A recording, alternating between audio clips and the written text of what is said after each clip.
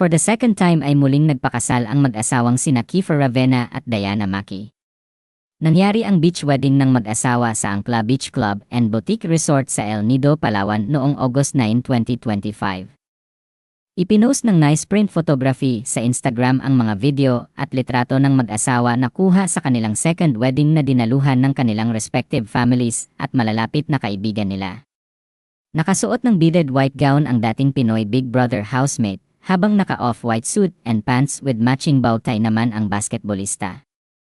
Unang ikinasal sina Kiefer at Diana sa St. Michael the Archangel Parish sa Bonifacio Global City, Taguig noong June 2025.